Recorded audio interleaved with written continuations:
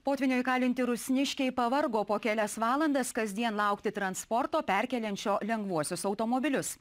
Dėl to vietiniai jau porą dienų naudojasi aplinkeliu pašonėje užšalusią pievą, kurioje nusidriekė ledo kelias.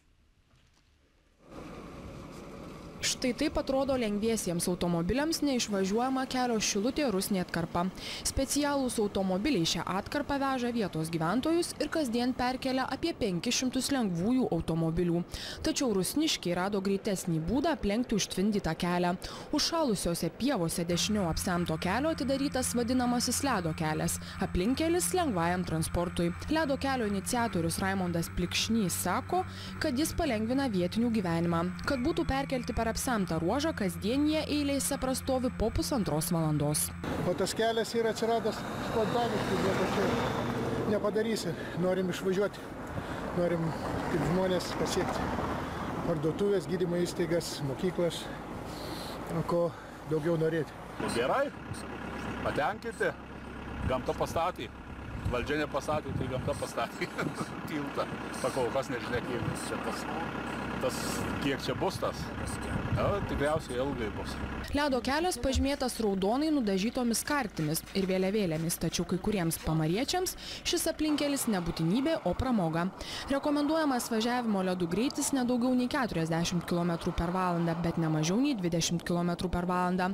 Tačiau akivaizdu, jog kai kurie vairuotojai nesilaiko saugaus greičio ir nesirūpina aplinkinių saugumu. Kaip kažkas vadina kelių gaidelė, mes sakom ledo gaidelė. Yra tų pievų, kur gali važinėti nekeldami pavojaus. Vis dėlto Šilutės savivaldybės atstovai gyventojų sumanimų naudotis ledo keliu labai nepatenkinti.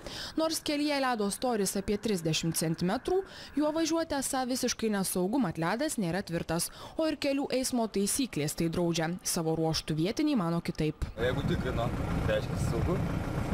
Visi jeigu važiuoja, žinai. Jeigu pirmas bandytum, gal kitaip.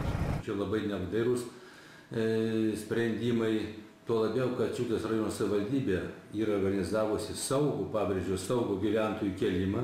Tam tikslui mes skiriam automobilį specialųjį, o taip pat lengvieji automobiliai yra keliami tralais. Kelių eismo taisyklėse nėra numatyta tokio važiavimo, yra numatyta, kad negalim nuvažiuoti nuo kelio, bet tai čia nei kelias, nei laukai, nei vandens telkinys. Regioninio parko reglamentas draudžia važinėti ledu ant užšalusių vandens telkinių, bet vėl čia, ar čia telkinys, ar čia pieva.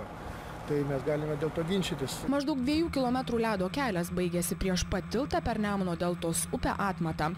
Važiuojant juo, vairuotojus prašoma būti atsargius, laikytis rekomenduojamo greičio ir saugaus atstumo.